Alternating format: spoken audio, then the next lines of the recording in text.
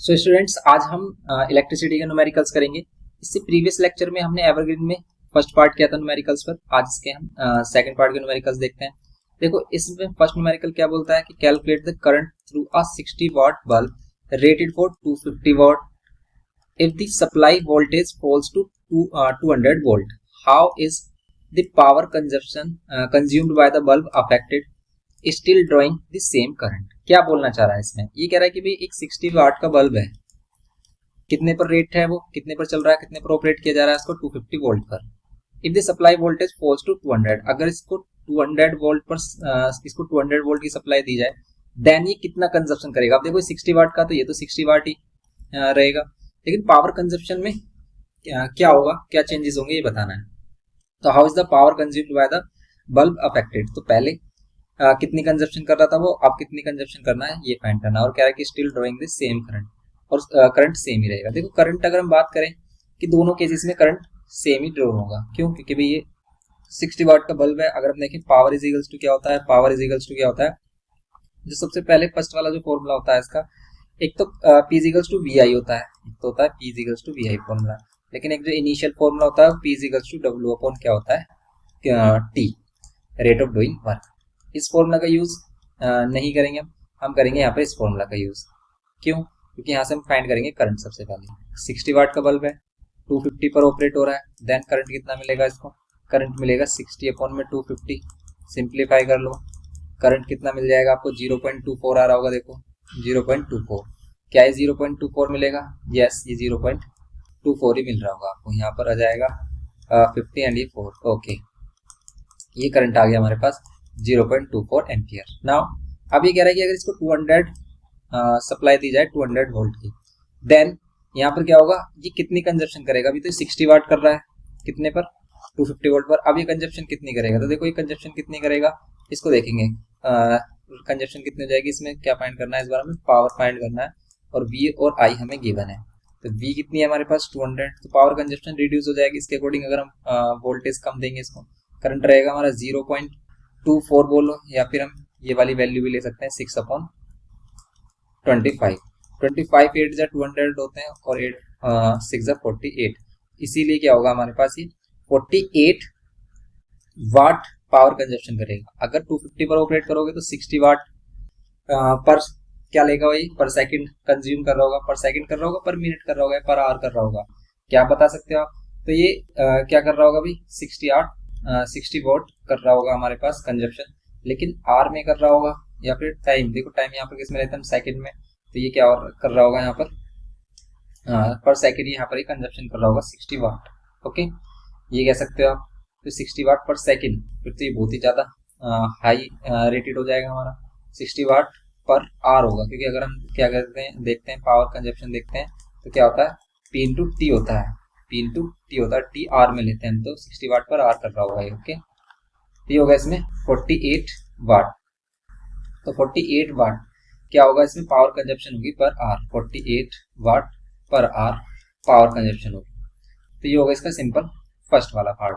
Next देखते हैं इसमें, नेक्स्ट है हमारे पास सेकंड क्वेश्चन इसका। देखो इसमें बोल रहा है कि an electrical appliances is designed to consume 1000 kilowatt hour, that is 1 kilowatt in 1 hour, means 1 kilowatt hour में मीन्स इसकी जो पावर होगी वो कितनी होगी, 1 किलोवाट होगी। ओके, 1 किलोवाट मीन्स 1000 वाट, ये कह सकते हो आप।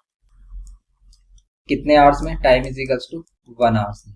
Okay, when connected to a supply of 2, supply कितने की गिवन दी जा रही है, इसको गिवन की जा रही है 220 वोल्ट की। If the appliance is operated for 2 hour, अगर इसको 2 hour के लिए चलाया जाए, calculate the energy consumed by the appliance in the kilowatt hour and joule. पहले आपको किलोवाट में करनी है, फिर जूल में करनी है। देखो अगर हम 1 आवर में कर रहे हैं भाई, 1 आवर में कितना कर रहा है, 1000 कर रहा है, तो 2 आवर में करेगा 2000, ये कह सकते हैं हम सिंपली यहाँ पर। क्योंकि एक बोल रहा है कि 220 सप्लाई पर अगर हम चला रहे हैं 2 आवर्स के लिए, तो कितना कंजप्शन करेगा, तो कितना कंजप्शन करेगा, 1 किलोवाट नहीं है, 1000 किलोवाट है। 1000 किलोवाट को अगर वाट में चेंज करोगे तो 1000 से मल्टीप्लाई करना पड़ेगा, मींस 10 टू द पावर 6 वाट होगा।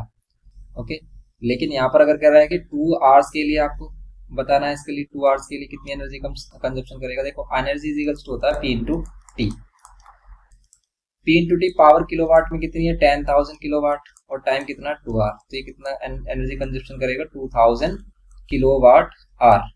ये इसका फर्स्ट वाला ऑप्शन होगा। फिर देखो P इजिकल्स टू क्या होता है W अपॉन टी।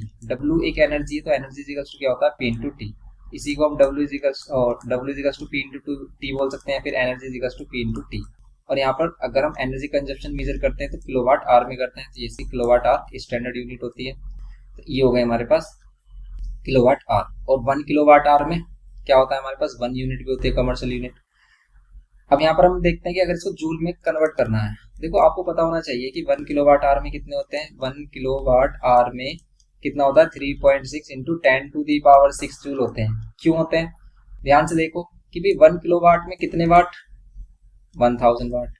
1 आवर में, ये 1 आवर है तो 1 आवर में कितने सेकंड, तो 1 आवर में 16 टू 60 सेकंड। कि पहले आप 1 आवर को अगर चेंज कर रहे हो मिनट में तो 60 मिनट, अभी 60 मिनट को सेकंड में चेंज कर रहे हो तो 60 इंटू 60, इसलिए 2 टाइम्स 60 से मल्टीप्लाई करके हम सेकंड में कर लेते हैं। और ये वाट आवर, ये जूल की यूनिट भी तो है। जूल इज इक्वल्स टू क्या होगा, देखो अगर यहाँ पर देखें जूल इज इक्वल्स, यहाँ पर क्या है जूल इज इक्वल्स टू क्या है हमारा वाट आवर भी तो है। यहाँ पर देखो वाट, और यहाँ पर ये क्या होगा watt second. Watt second joule को भी रिप्रेजेंट करता है, इसलिए कितना हो जाएगा, इनको मल्टीप्लाई करोगे देखो ये कितना होगा 6 6 36, और ये 1 2 3 और ये 4 5, ये 5 जीरोस आप सेपरेट कर लो, ये हो जाएगा जूल में। 1 किलोवाट आवर कितना होगा 36 into 10 to the power 5 joule, या फिर 10 से इसको डिवाइड कर देते हैं और 10 से मल्टीप्लाई कर देते हैं। क्यों करते हैं, साइंटिफिक नोटेशन में इसको कन्वर्ट करने के लिए।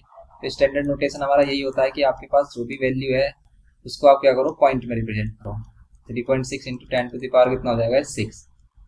10 से डिवाइड करते तभी इसके बिटवीन पॉइंट आता। हमेशा यहाँ पर क्या करना है, जो वैल्यू लेनी है वो डेसिमल में क्या होनी चाहिए, 1 डिजिट के बाद डेसिमल होना चाहिए। जैसे 336 है तो 1 डिजिट के बाद डेसिमल होना चाहिए यहाँ पर। Okay, 10 to the power 6 joule. तो 1 किलोवाट आवर में कितने होते हैं, 1 किलोवाट आवर में हमारे पास होते हैं 3.6 into 10 to the power 6 joule. तो अब इसको अगर किलोवाट आवर को जूल में कन्वर्ट करना तो आप क्या करोगे, 2000 को मल्टीप्लाई करोगे 3.6 into 10 to the power 6 joule, ये होगा।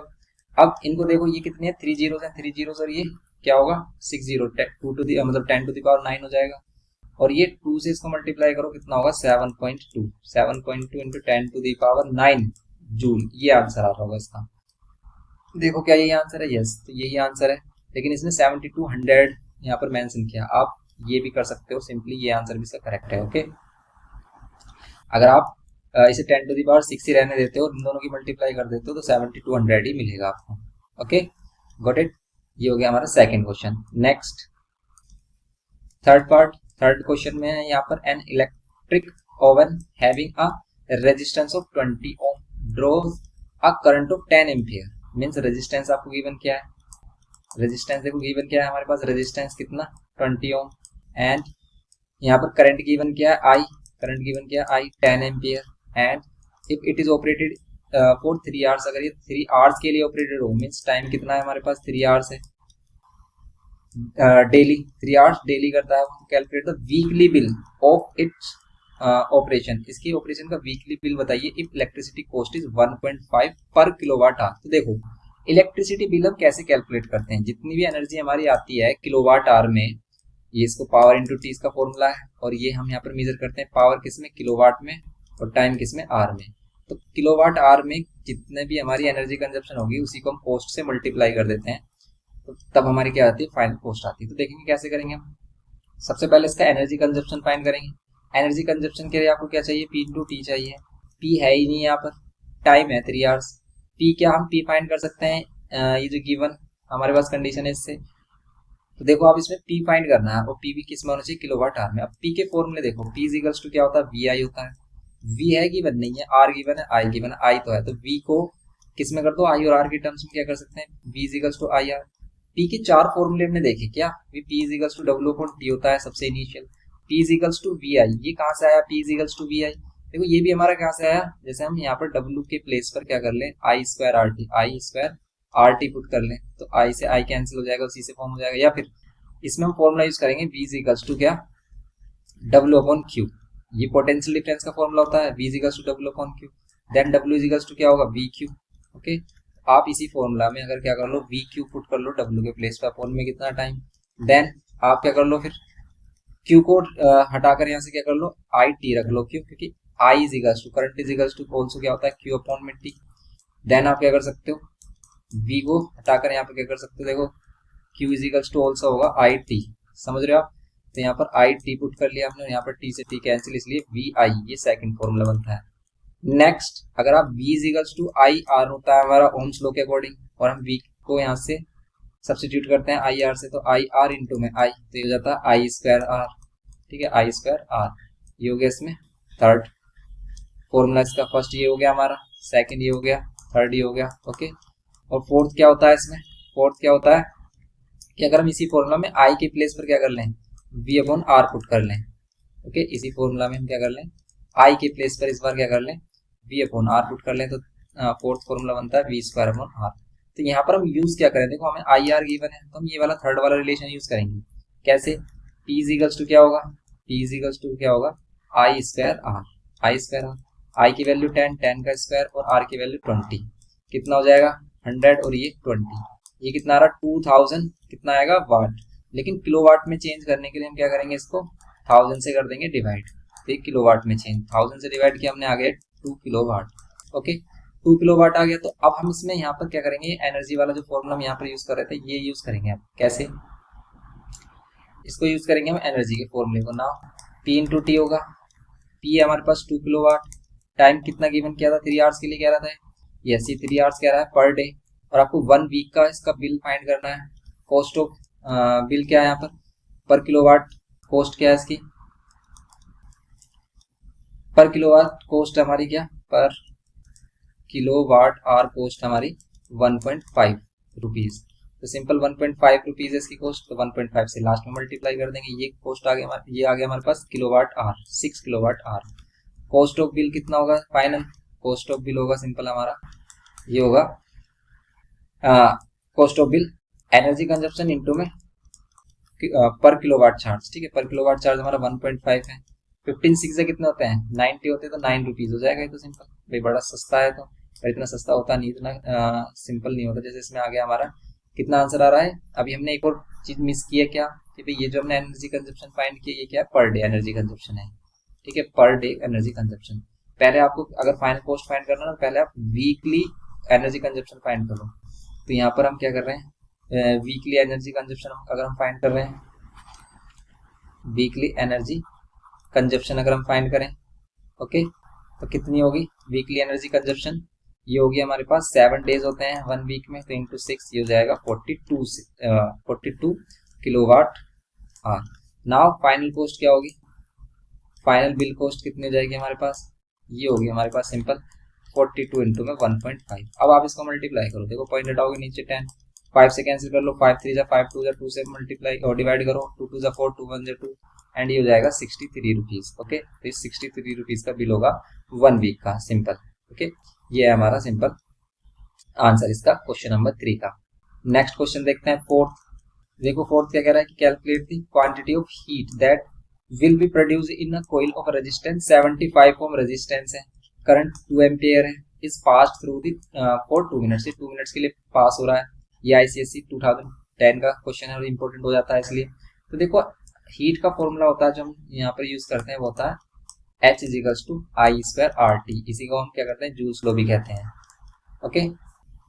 तो यहाँ पर क्या होता है आई यहाँ पर गिवन है 2 स्क्वायर कर देंगे, आर गिवन है 75 कर देंगे, आर 75 है, ये रहा 75, एंड टी है हमारे पास 2 मिनट्स। क्या हम इसको मिनट्स में लेते हैं यहाँ पर, नहीं, यहाँ पर हम क्या लेते हैं सेकंड में लेते हैं। तो मिनट्स को सेकंड में चेंज करने के लिए हम 60 से क्या करेंगे मल्टीप्लाई, तो यहाँ पर 2 2 जा 4, यहाँ पर 75, और यहाँ पर आप इनको मल्टीप्लाई कर लो, जितना भी आ रहा है 12 120 आ रहा है, अब इनको मल्टीप्लाई करो, यही वैल्यू आ रही होगी 36,000 आ रही होगी, ओके।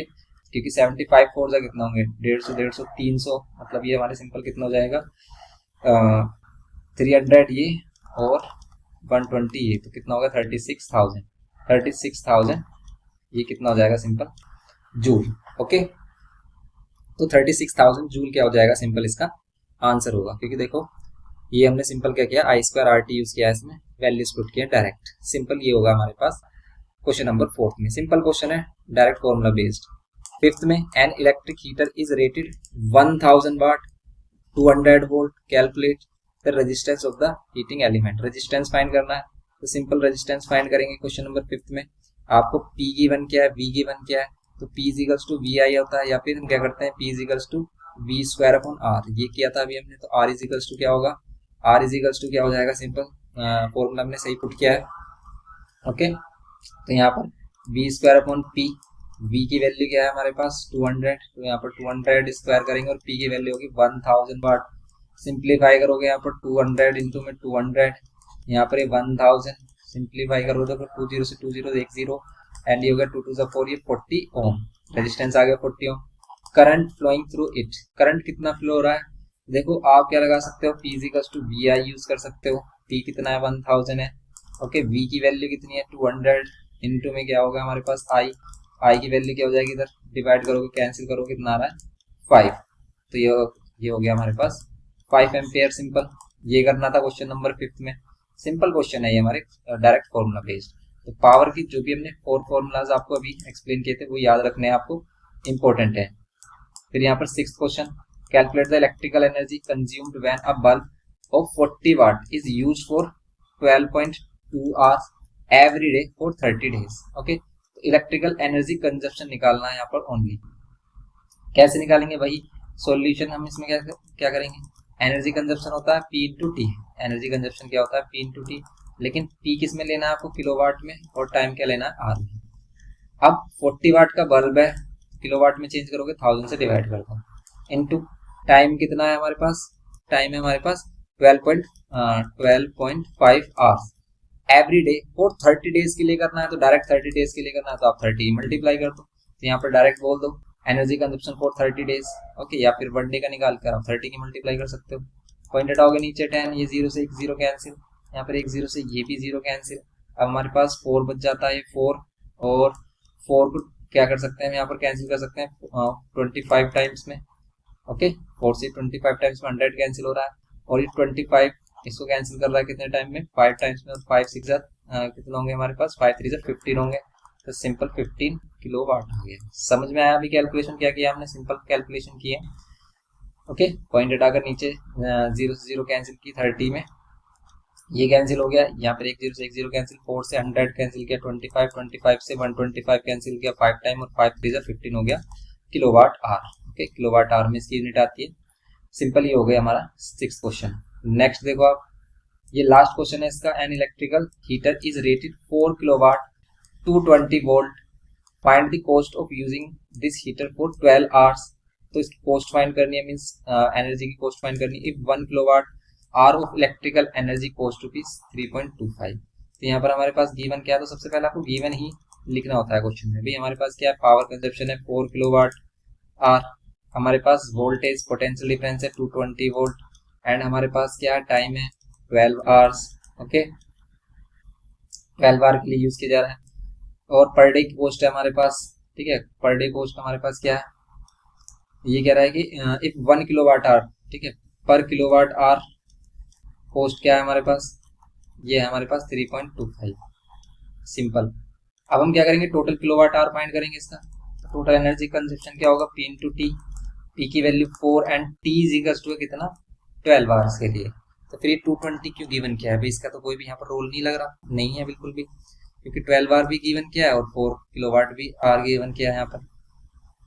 4 किलोवाट इसकी एनर्जी है, तो यहाँ पर पावर है इसकी 4 किलोवाट, तो यहाँ पर 4 इंटू 12 कितना होगा 48 किलोवाट आर।